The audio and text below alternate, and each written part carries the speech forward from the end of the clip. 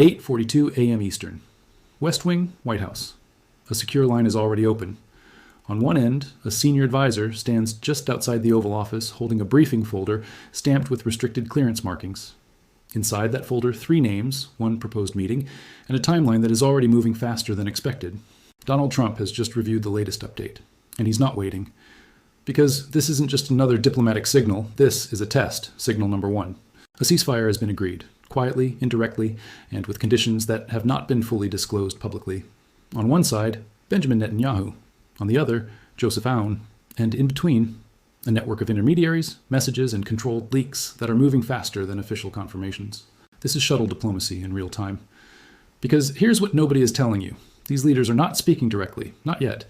Every message is moving through layers, U.S. envoys, regional intermediaries, security channels. And each message is being adjusted, word by word, before it reaches the other side. At 7:55 a.m., just 47 minutes before that secure line opened, a draft proposal was transmitted from Washington to a diplomatic contact in the region. 3 key points: de-escalation holds, no immediate troop repositioning, exploratory talks. Possible. That last line is the one that matters, because possible is not a commitment. It's leverage. Now here's the catch. A ceasefire doesn't mean stability. It means pause. And in that pause, every side recalculates. Because while leaders discuss peace, hardliners prepare for the alternative. Inside Israel, elements within the security establishment remain skeptical. They've seen ceasefires break before. They're watching movements on the ground, rocket inventories, border activity, signal intercepts. Inside Lebanon, the situation is even more complex, because the state is not the only actor. Hezbollah remains a factor, military, political, and strategic. And not all factions want this to succeed. That's where internal friction begins. Because even as the White House explores a meeting, there are forces working quietly to prevent it. Now, zoom back in. 9:18 a.m. A second message is sent. This one more direct. Language tightened. Terms clarified. And one line added, preliminary engagement at the White House under consideration. That's the signal. Not public, not confirmed, but intentional. Because once that phrase enters the system, it spreads, quietly at first, then faster. And by late morning, fragments of it begin appearing in media circles, not as headlines, as whispers. Possible meeting. Exploratory talks, White House involvement. That's how narratives form, not all at once, but in layers. Now here's what makes this moment different. Because this isn't just about diplomacy, it's about timing. And timing is everything. Because at the same moment these messages are moving, military assets remain in position, carrier groups, air defense systems, rapid response units. Nothing has been pulled back. Nothing has been relaxed. This is not de-escalation. This is controlled tension. And that tension creates pressure. Now we move to signal number 2, the secret offer. At 10:06 a.m., a revised framework is discussed internally, not publicly disclosed, but confirmed through multiple diplomatic channels. The proposal? A staged engagement. Phase 1. Maintain ceasefire integrity for a fixed window. Phase 2. Indirect negotiations continue. Phase 3. Potential face-to-face meeting. Location, Washington. That's the structure. But here's what makes it fragile. It depends on compliance from actors who are not all aligned. Because while leaders may agree, not everyone follows, and that's where the risk multiplies. Now let's talk about the chain reaction. Because every move here has consequences. If the ceasefire holds, markets stabilize, energy routes remain open, regional escalation pauses. But if it breaks, everything accelerates, shipping lanes tighten, oil prices spike, potentially toward $150 per barrel within days. Global markets react instantly. That's not speculation. That's what officials are modeling privately. Now here's where the story deepens. Because earlier we mentioned a third person in the room, not physically, but strategically. Someone influencing the flow of messages, someone shaping how information moves between these sides. That person hasn't been identified publicly, and for now, they remain in the background, but their role is growing. And we'll come back to that. Now we reach the first major pivot. But here's the catch. A White House meeting sounds like progress, but it also raises the stakes. Because once leaders sit face to face, there's no ambiguity, no intermediaries, no delays, just decisions. And decisions, at this level, are irreversible. Now inside Washington, preparation begins quietly. Logistics teams, security assessments, diplomatic protocols. Nothing announced, but everything being mapped. Because if this meeting happens, it will not be symbolic, it will be consequential. Now zoom forward. The next 24 hours. Messages will continue moving, leaks will increase, pressure will build. And every side will test the limits of this ceasefire. Because that's what happens in moments like this. Peace is explored, but conflict remains ready, and the balance between them is thinner than it appears. 8:57 a.m. Gulf Standard Time, Tehran. Inside a secured operations room deep within a government complex, a large digital wall displays maritime traffic patterns across the strait. Each vessel is marked, each route monitored. And in the center of the room, a smaller screen shows a live feed from coastal radar installations stretching along Iran's southern edge. No one is speaking, because the decision has already been made, not publicly, not officially, but operationally. Islamic Revolutionary Guard Corps units have not withdrawn, not a single patrol boat has been reassigned, fast attack craft remain positioned within interception range. Anti-ship missile batteries, mobile, concealed, and ready, have not been stood down. That's the reality behind the reopening. The strait is open, but it is not free. Signal number 3, control has not been surrendered. It has been recalibrated. Now here's what nobody is telling you.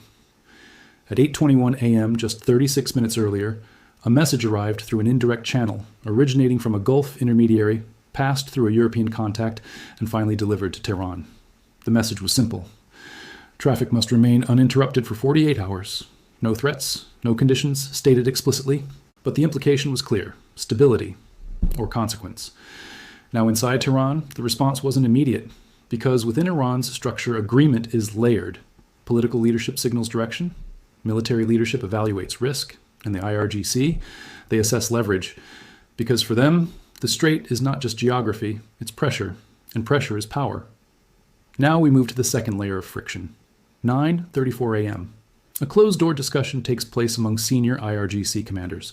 No transcripts, no official summaries, but intelligence intercepts indicate the tone: skeptical, measured, resistant, because from their perspective, reopening the strait under external pressure risks signaling weakness, and weakness in this environment invites escalation. That's the internal divide. Diplomacy on one side, deterrence on the other, and both operating simultaneously. Now we shift back to the water. 10:12 a.m. A Greek-owned tanker enters the strait from the Gulf side, escorted at a distance by coalition naval forces. Speed: 13 knots. Distance between vessels: precisely 2. 4 nautical miles. Everything calculated, everything controlled. Above, reconnaissance aircraft maintain altitude at 25,000 feet, scanning for anomalies, unusual vessel movement, electronic interference, signal disruption. Because even a small deviation here triggers response. Now here's the catch. While traffic resumes, trust has not. And that means every movement is interpreted, not just observed. Now we return to the diplomatic chain. 10:46 a.m. Eastern, Muscat, Oman. Inside a neutral diplomatic compound, a senior intermediary reviews 2 separate messages, one from Washington, one from Tehran. They are not identical, not even close, because each side is framing the situation differently. Washington's position: ensure stability to avoid escalation. Tehran's position: maintain control to ensure respect. Those are not opposing statements, but they are not aligned either. And alignment is everything. Now this is where the third person comes back into play. The same individual influencing interpretation in previous hours is now actively reshaping how these messages are understood. They are not negotiating terms, they are translating intent. And that difference is critical, because in high-stakes diplomacy, misunderstanding is more dangerous than disagreement. Now we reach the second major pivot. But here's the catch. The reopening of the strait has stabilized markets temporarily. Oil prices have pulled back from peak levels. Shipping lanes are beginning to normalize, but the underlying risk has not moved, because all it takes is one incident, one miscalculation, one signal interpreted as hostile, and the entire system resets. Now we move into the escalation scenario. 12:03 p.m. An intelligence alert is flagged, not confirmed, but credible enough to circulate. Unidentified fast-moving vessels detected outside standard patrol patterns. No engagement, no violation, but enough to raise concern. Inside U.S. Naval Command, response readiness shifts from monitoring to active alert. Aircraft are repositioned. Interception protocols reviewed. Because in this environment, seconds matter. Now let's talk about the domino effect again. Because this is where the global stakes become unavoidable. If the strait closes again, even partially, oil doesn't just spike, it surges violently. $140, $160, potentially beyond $180 per barrel within days. And that triggers secondary effects, global shipping delays. Insurance markets surge. Stock indices drop sharply, double-digit declines within 48 hours. Fuel prices surge globally. Supply chains tighten. Inflation pressure returns hard. That's not theory, that's modeled response.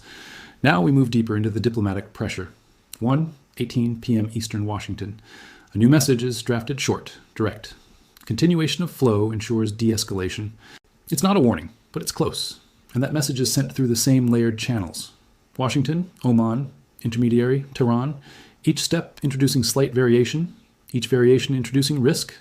Now inside Tehran, the response is delayed, not rejected, but not confirmed either. And that delay is where tension grows, because in diplomacy, silence is not neutral, it's strategic. Now here's where the shocking detail comes back. The third person, the intermediary shaping interpretation, is now handling simultaneous communications from both sides. And for the first time, those messages begin to overlap, meaning one adjustment impacts both directions. That's influence at scale, and it's dangerous. Because if that interpretation shifts even slightly off balance, the entire structure tilts. Now we approach late afternoon. 3:07 p.m. Gulf time. Traffic through the strait continues, but slower, more cautious. Because uncertainty is increasing, not decreasing. Now inside global markets, analysts begin issuing cautious statements. Stability is conditional. Risk remains elevated. Short-term relief, long-term uncertainty. Those are the signals, because no one believes this is resolved. Not yet. Now we reach the final pivot before the end. But here's the catch. The reopening of the strait has created a window, a narrow one, and windows like this close fast. Because if diplomacy holds, stability expands. But if it breaks, escalation accelerates faster than before. Now we move into the final countdown phase, the next 24 to 48 hours. This is where everything converges. Military readiness, diplomatic messaging, market reaction, all moving simultaneously, and all dependent on one variable, consistency. Because if the strait remains open without incident, confidence returns, gradually. But if even a single disruption occurs, confidence collapses immediately. Now the final layer. Inside Washington, internal projections now show two paths, not multiple. Two. Path 1, stability holds. The strait remains open, diplomatic channels strengthen, and this crisis begins to de-escalate. Path 2, the balance breaks, traffic halts again, markets react violently, and the situation escalates beyond control. Now we approach the final moment. Because everything now depends on decisions being made quietly, behind closed doors, across multiple countries, in real time. And those decisions are not being announced. They are being tested, through movement, through silence, through signals. And in the next 24 to 72 hours, the outcome will become clear, not gradually, but suddenly. Because in moments like this, there is no slow transition, only a shift from stability to disruption, from control to escalation, from open water to contested ground. And when that shift happens, it won't come with warning. It will come with impact, global, immediate, unavoidable, peace or pressure, flow or fracture, a stabilized Strait of Hormuz, or a trigger point for the next global crisis. And the clock is already running. 4:18 p.m. Gulf Standard Time. Strait of Hormuz. A convoy of 7 tankers is now mid-transit. Spacing, precisely, 1. 8 nautical miles between vessels. Speed, reduced to 11 knots. Escort pattern. Staggered, offset, calculated to respond within 90 seconds to any deviation. Above them, 2 surveillance drones maintain overlapping coverage arcs. At least 1 P-8 maritime patrol aircraft circles at high altitude, scanning for electronic anomalies, signal interference, radar spikes, anything that doesn't match expected patterns. Nothing has happened. And that's exactly what makes this moment dangerous, because stability in a system this tense is not proof of safety. It's proof of control. Signal number 5. Everything is being held in place deliberately. Now, zoom out. Back to Tehran. 4:52 p.m. A final internal briefing is underway inside a secured command structure tied to the Islamic Revolutionary Guard Corps. No official transcript. But intelligence summaries indicate one central theme. Maintain pressure without triggering escalation. That's the strategy. Because for the IRGC, this is not just about the strait. It's about demonstrating capability, showing presence, and reminding every actor involved that control has not shifted, only adjusted. Now here's what nobody is saying publicly. A limited window has been internally defined, not announced, not formalized, but understood. If conditions remain stable for a specific duration, measured in hours, not days, then pressure can ease incrementally. But if anything breaks that pattern, the response is immediate. Now return to the diplomatic chain. 5:13 p.m. Eastern, Washington. A final communication draft is being reviewed. Shorter than previous ones, more direct. Continuation equals de-escalation. Disruption triggers response. No ambiguity, no soft language. And that message is transmitted, again through layers. Washington, Muscat, intermediary, Tehran. But this time, something is different. The message is not adjusted. It arrives almost exactly as it was sent. That's rare. And it signals something important. Alignment is tightening. Now we return to the third person. The intermediary, the interpreter, the one shaping how both sides understand each other. 5:47 p.m., Paris. Inside a quiet office, this individual receives confirmation from both channels. For the first time in this entire sequence, the tone matches. Not identical, but aligned. That's the breakthrough, not public, not announced, but critical.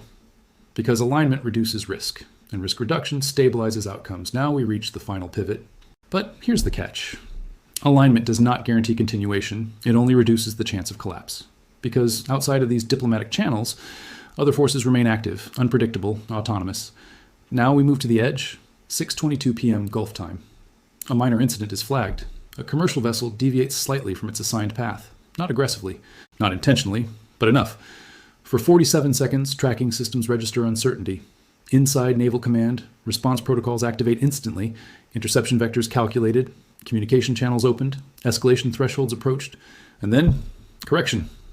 The vessel returns to its path. No incident, no escalation. But for those 47 seconds, the system was seconds away from reaction. That's how thin the margin is. Now imagine that deviation lasting 60 seconds, or 90. That's the difference between stability and trigger. Now we move into the global layer.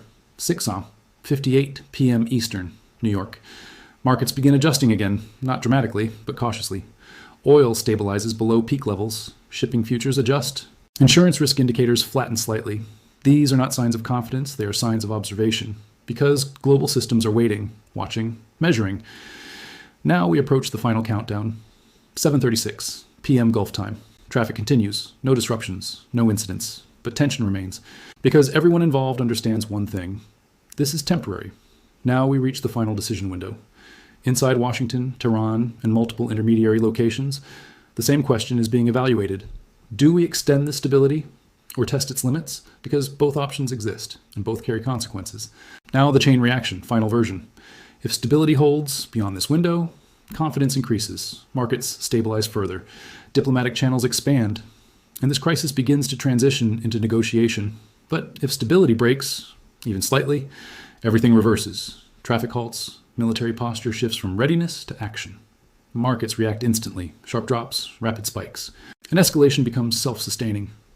Now we arrive at the ending, binary, because there is no gradual path forward from here, only direction. In the next 24 to 72 hours, the Strait of Hormuz will either become a symbol of controlled stability or a trigger point for global escalation. Either the flow continues or it fractures. Either alignment holds or it collapses. Either this moment becomes the start of de-escalation or the pause before something much larger, peace or pressure, stability or shock, open water or contested ground. And when the outcome reveals itself, it won't come quietly. It will arrive all at once.